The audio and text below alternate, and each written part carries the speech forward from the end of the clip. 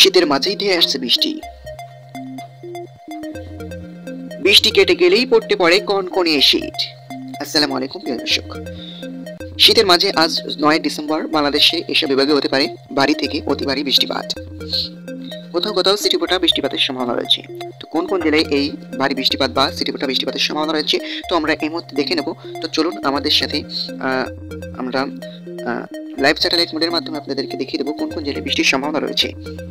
তো সম্পূর্ণ ভিডিওটি দেখার আগে আপনি যদি এই চ্যানেলে নতুন হয়ে থাকেন তাহলে চ্যানেলটি সাবস্ক্রাইব করবেন এবং আপনার কাছে একটা অনুরোধ রইল যে আপনি একটা লাইক দিবেন, কারণ আপনার একটি লাইক আমাদের ভিডিও বানাতে অনুপ্রেরণা জাগায়।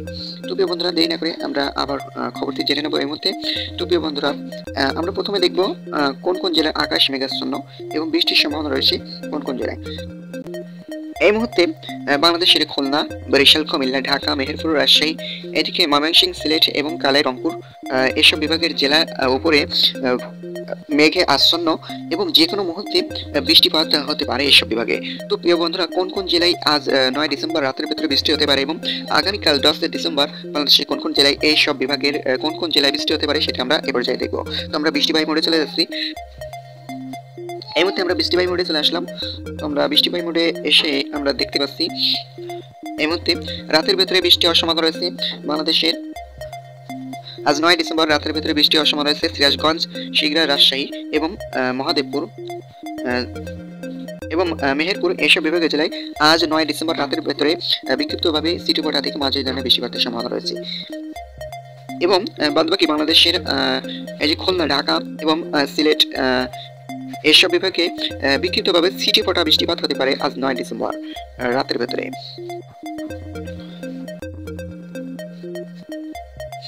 তো এদিকে আগামীকাল 10 ডিসেম্বর বাংলাদেশের কোনো বিভাগে বৃষ্টির সম্ভাবনা নেই, তবে আকাশ কিন্তু মেঘাচ্ছন্ন থাকতে পারে।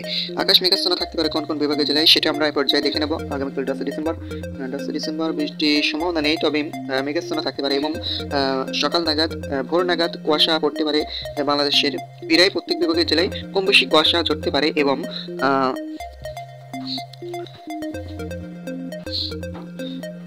শীতের তীব্রতাও একটু বৃদ্ধি পেতে পারে এবং সামান্য শীতের তীব্রতা কমে যেতে পারে বাংলাদেশের খুলনা, ঢাকা এবং রাজশাহী বিভাগে।